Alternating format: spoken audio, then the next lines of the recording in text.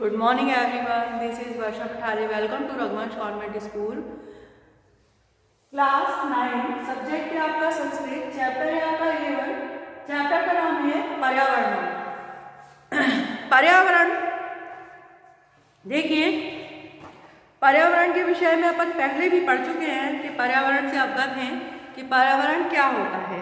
प्रस्तुतो अयम पाठशालायां पर्यावरणं पर्यावरण विषयकाय लघु निबंधम अस्ति। एक पर्यावरण के विषय में एक लघु मतलब छोटा सा निबंध है। ये बताया है यहाँ से मैं ये पूरा पैराग्राफ अनेनेव अस्माकं सर्वेषां जीवनम अनयम सुखा आवाहन भवन्ति भविष्यन्ति। यहाँ तक मैं ये पूरा कंप्लीट करा रही हूँ आपको। देखिए, प्रस्तुत पाठ पर्यावरण को ध्यान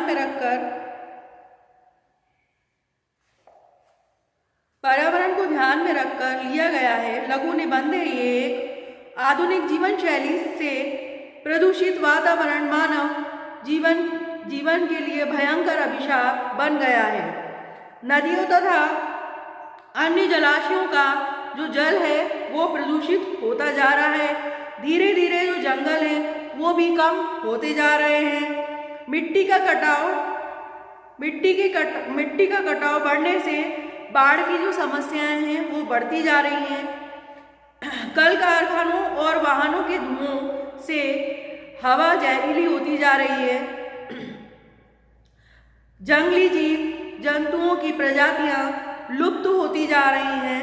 वैज्ञानिकों के अनुसार वृक्षों एवं वनस्पतियों के अभाव में मनुष्य के लिए जीवित रहना असंभव हो गया है।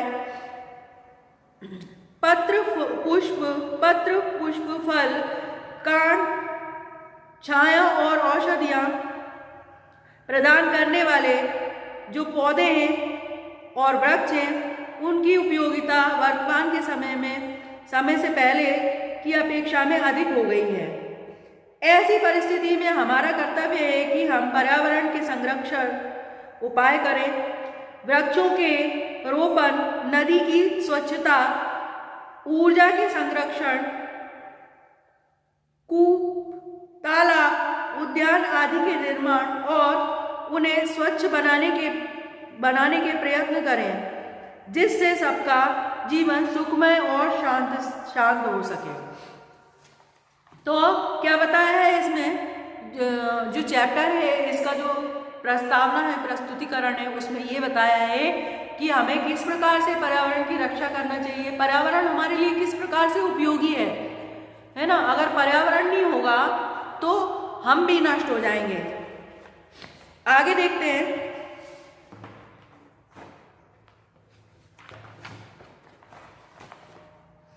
प्रकृति समेषां प्राणिनां संरक्षणाय ययते इयं सर्वना पुष्पति विद्यते प्रकारे सुख साधने च तर्पयति। यहाँ से नीचे के पैराग्राफ तक संत सप्तस्य मानवस्य क्वा मंडलम, इस पूरे पैराग्राफ को पढ़ लेना। इसका हिंदी अनुवाद कर रही हूं मैं। प्रकृति सभी प्राणियों के संरक्षण के लिए प्रयास करती रही है।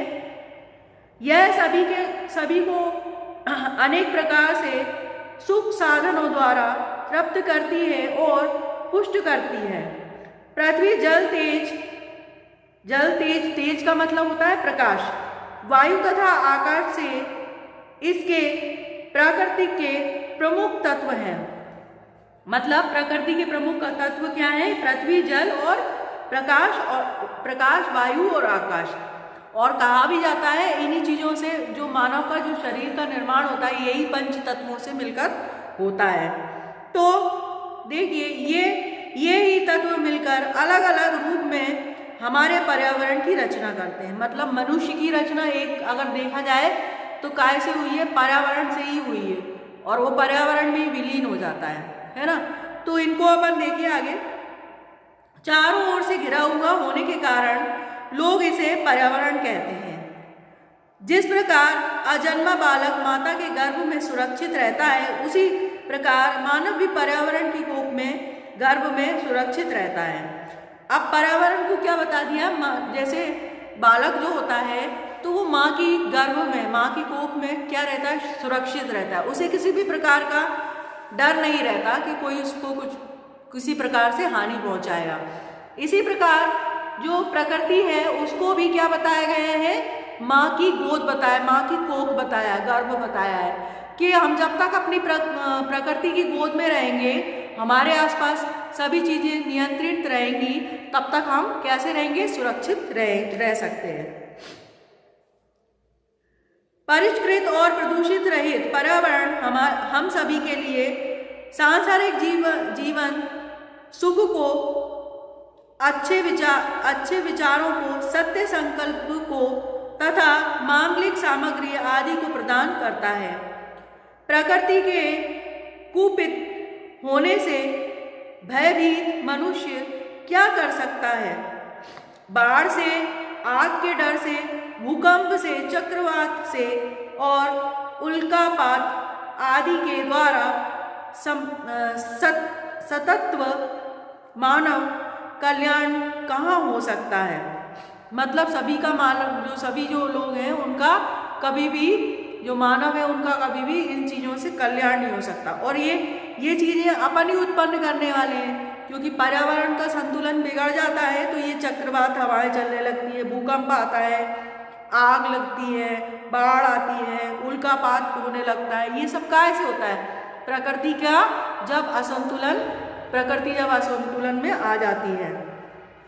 अब यहाँ से देखें, अतएव अस्माभिः प्रकृति रक्षाणीय तेन च पर्यावरण रक्षाति भविष्यति। यहाँ से औषधि कल्पम प्राणवायु वितरन्ति, ये वाला पैराग्राफ पढ़ते हैं, इसका अर्थ करेंगे। इसलिए हम सभी को प्रकृति की रक्षा करनी चाहिए, तभी उससे भविष्य में पर्यावरण सुरक्षित रहेगा। प्राचीन काल में जनता के कल्याण को चाहने वाले ऋषि मुनि वन में रहते थे, क्योंकि वे वन में ही सुरक्षित पर्यावरण प्राप्त करते थे। वहाँ अनेक प्रकार की पक्षीगण और कलकल के मधुर कलरव द्वारा कानों को अच्छा लगने वाला मधुर संगीत प्रदान करते थे। नदी और पर्वतों के झरने उन्हें अमृत के समान स्वादिष्ट, मीठा और निर्मल जल प्रदान करते थे। पेड़ तथा लताएं आदि, फूल फल तथा लकड़ी आदि ईंधन अधिक मात्रा में भेंट स्वरूप प्रदान करते थे। शीतल, मंद और सुगंधित वन भी वायु औषधि रूपी प्राणवायु को बांटती रहती थी। ठीक है, तो ये आपका यहाँ तक कंप्लीट हो गया है। आगे और जो चैप्टर और बचा हुआ है उसको नेक्स्ट वीडियो में अपन कंप्लीट करेंगे। Okay, thanks for watching video.